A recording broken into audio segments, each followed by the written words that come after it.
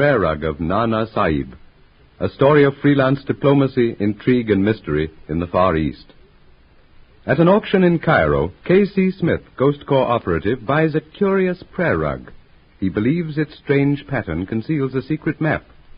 Ram Das, a mysterious Hindu, steals the rug and during the night leaves Cairo by plane for Kathmandu, capital of the province of Nepal, and Kundra, a forbidden city in the Himalaya mountains, as his objective.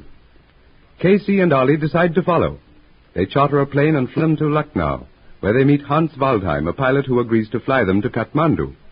From the German, Casey learns that he is the second person within 24 hours who is making the trip by air to the Nepalese capital. The first being a high-caste native with one eyebrow missing. An eyebrow missing, eh? And a tattooed caste mark? Yeah, that's right. Seemed very anxious to get there. Left this morning. Friend of yours? Not exactly. What time did he leave? About 6:30. What's the sudden attraction in Kathmandu? You look interested. I understand, Waldheim, that you're in the habit of keeping your mouth shut. Let us be silent, that we may hear the whisper of the gods. Here's hall space. Go right on in. All right, Ali. They showed you the place, eh? Come in, Waldheim. This is my friend and colleague, Muhammad Ali. Ali Waldheim Effendi. How do you do? Your philosophy on silence, Waldheim, is excellent. I have found it so, at least. You remarked that I looked interested in the, shall we say, exodus to Kathmandu. I am. So much so that I'd hoped to arrive there before the Hindu you described to me. Impossible, of course, since he left here this morning. With luck, he must have landed there quite some time before noon. You are in a hurry to reach Kathmandu? I was. But now, since I can't head my man off or beat him to Kathmandu, it doesn't matter. I believe I know where he'll go from there. Will you be in Kathmandu long? Well, that depends on several things. You want me to wait for you there? No, Waldheim. You might have a long wait. Well, see you in the morning, then. If it's all right with you, we'll leave it daybreak. You'll want to turn in now. Good night. Yeah, good night, Waldheim.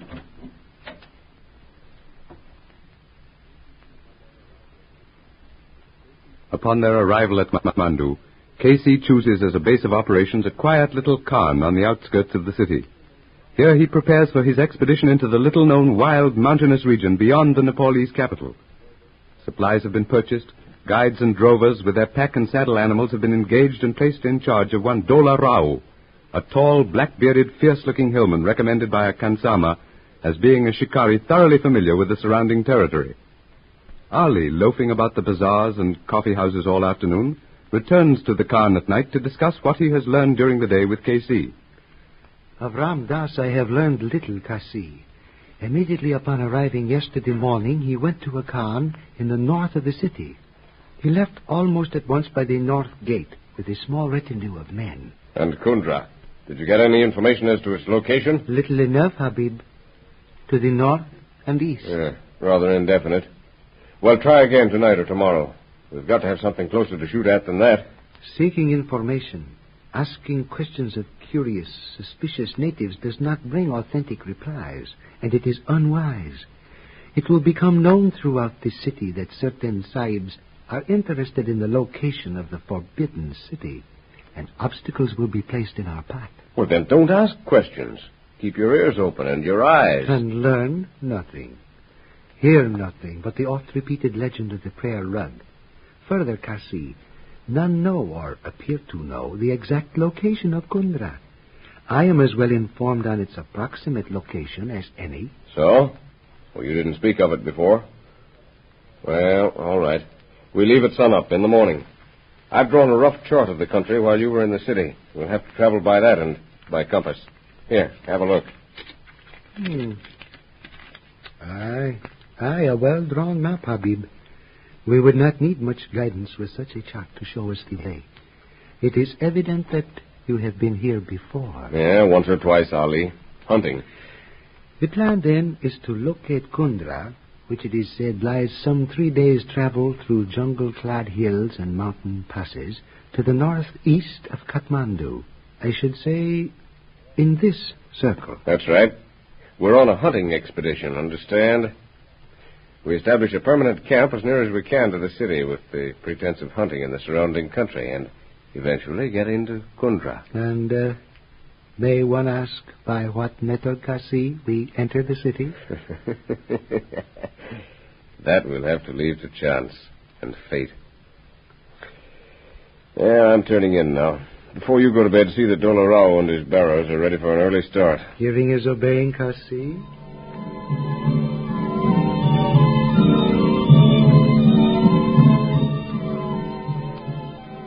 Just before dawn, Casey awakens suddenly and without apparent reason. Cautiously, he draws his automatic from beneath his pillow, slips the safety catch, and leaps out of bed to the center of the room. Something drops to the bed with a soft plop. Swiftly, Casey backs across the chamber to the table. He picks up his flashlight. Pressing the button, he directs the strong white beam upon the couch. As the light strikes the bed, a huge cobra, hissing angrily, slowly lifts its hideously inflated hood from the pillow. Casey lifts his automatic. A heavy .38 caliber slug crashes through the cobra's extended hood. Kasi, what is it? Yeah, all right, Ollie. Light the lamp. There, on the table. I see. What is it, Sahib? The Khansama here, and I've had a visitor, Dolorao. Look there, on the bed. By the beard, Sahib. The hooded death. But how did it enter this chamber? An accident, of course. I wonder. Such accidents, Khansama, are like to be costly to the reputation of thy house. But the cobra likely escaped from the basket of the fakir and found its way here into the Sahib's room. A fakir? A snake charmer? Yes, Sahib. Such a one arrived late during the night, craving space for himself and his pets in the compound. It is undoubtedly one of the man's cobras.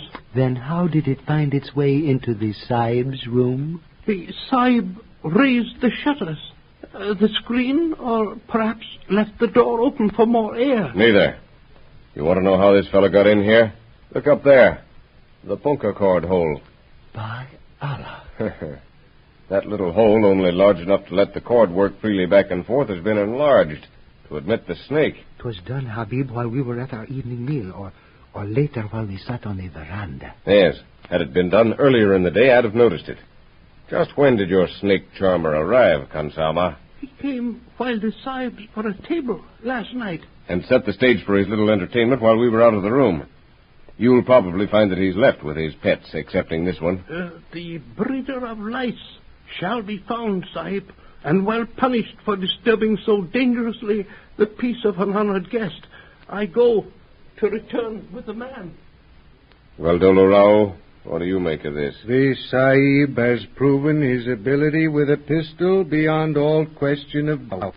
Truly a clean shot. Aye, and the fakir? As the Sahib has said, the Khansama will not find him. If the presence has no further orders, I return to the compound to waken the bearers. It will soon be daylight. No further orders. We leave as soon as we've breakfasted. Take this cobra with you, Dolorao.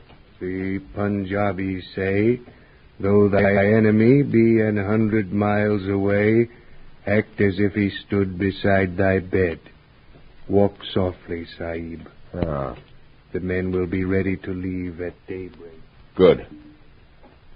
Close the door, Ali. Aye. Well, what do you think? Ramdas, eh? Without a doubt, Habib. His hand is behind this attempt upon your life. But how can the man know that we are following him? Spies, Ali. Stationed them all along his path to stop us. Well, he's not as clever as I thought. He's blazing his trail as plainly as though he'd given us a map. Come in. The Sahib was right. The dog of a fakir has vanished with all his belongings. And the punka walla along with him, eh? But yes. How did the Sahib know that? Oh, never mind. Send tea and breakfast here, will you? We'll leave in an hour. Hearing is obeying, Sahib. But I hope the presence will not hold this occurrence against my house. Of course not. No, it's forgiven. Send in our breakfast. At once, Sahib. Ali, we'll take Doloro's advice and walk softly. That cobra didn't find its way alone up that outer wall, nor did that hole up there, that punka cord, grow of its own accord. Nay, Kasi Habib. It was a deliberate attempt upon thy life. For the bite of the cobra is indeed deadly.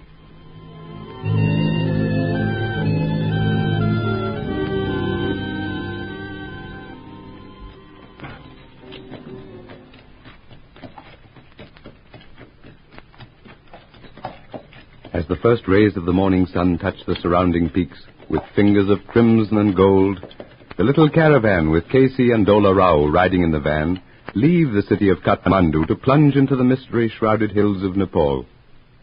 At dawn of the third day out from Kathmandu, Dola Rao awakens Casey as he lies sleeping in his blankets beside a dead campfire. Sahib, it is I, Dola Rao. Oh, yes, Dola Rao. Yeah. Breakfast ready? Nay, Sahib.